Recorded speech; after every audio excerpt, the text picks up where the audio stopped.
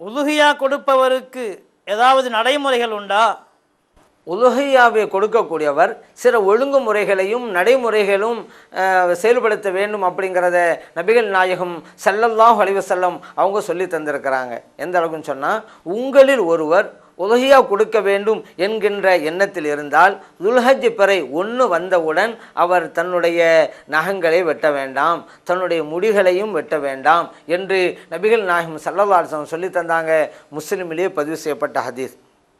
அதாவது இவர் பிற 1லேருந்து துல்ஹஜ் மாதம் பிற 1 இருந்து எந்த அன்னைக்கு இவர் குர்பான் கொடுக்குறார் அது வரைக்கும், பிற 10 அன்னைக்கு இவர் கொடுக்குறாருன்னு வச்சுக்கிறேன், அது வரைக்கும் இவர் நகமோ முடியோ வெட்டாமல் இருக்கணும். இவர் 11 அன்னைக்கு தான் கொடுக்குறாரு அப்படின்னு வச்சுக்கிறோங்க. ஏன்னா 11, 12 குர்பான் கொடுக்கலாம் தானே.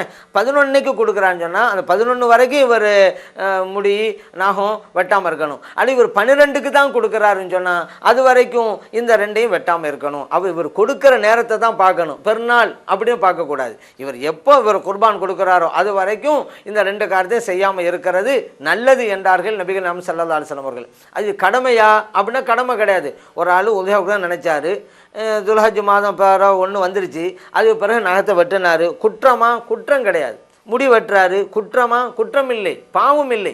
ஆனால் இந்த வழிமுறையையும் நடைமுறையும் பேணி நடந்தால் அவருக்கு நன்மை கிடைக்கும். இது சுன்னத்தான காரியம். ஸல்லல்லாஹு அலைஹி வஸல்லம் நகத்தை வெட்ட வேணாம்னு சொல்லியிருக்காங்கல்ல, இவர் நகத்தை வெட்டாமல் இருந்தான்னு வைங்க, அந்த குர்பான் கொடுக்குற வரைக்கும் அதிக நன்மைகளை பெறுகிறார்.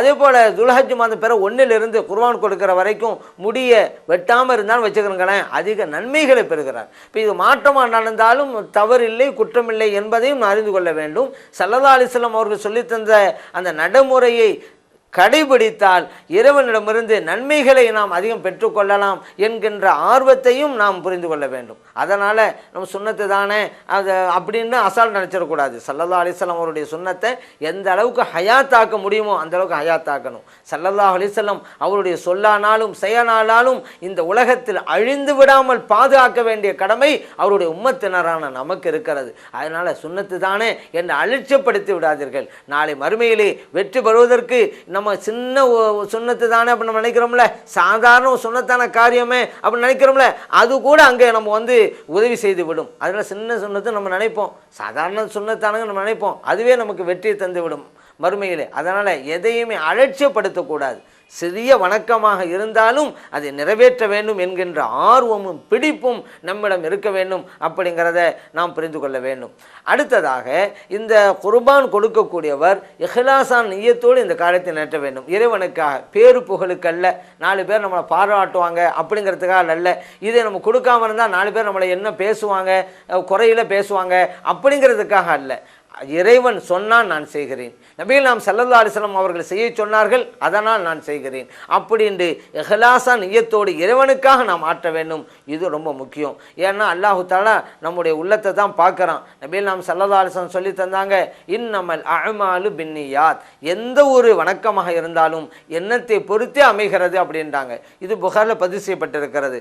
அதனால் நம்முடைய உள்ளம் எப்படி இருக்கிறது ஒரு காரியத்தை செய்யும் பொழுது அதை தான் அல்லாஹ் பார்க்குறான். நபிகள் நாயகம் ஸல்லல்லாஹு அலைஹி வஸல்லம் அவங்க கூட சொன்னாங்கல்ல, இன்னல்லாஹ லா யன்துரு இலா சுவரிக்கும், இறைவன் உங்களுடைய வெளித்தோற்றத்தை பார்ப்பதில்லை, வலாக்கின் யன்துரு இலா குலூபிக்கும், உங்களுடைய உள்ளங்களைத்தான் இறைவன் பார்க்கிறான் என்று நபிகள் நாயகம் ஸல்லல்லாஹு அலைஹி வஸல்லம் சொல்லி தந்தாங்க.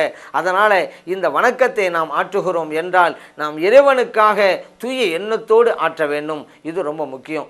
ஏன்னா அந்த இஹ்லாஸ் தான் இறைவனை போய் சேருகிறது. நம்முடைய தூய எண்ணம் தான் இறைவனை போய் அடைகிறது. அதுதான் இறைவனிடமிருந்து நமக்கு நன்மையும் பெற்று தருகிறது.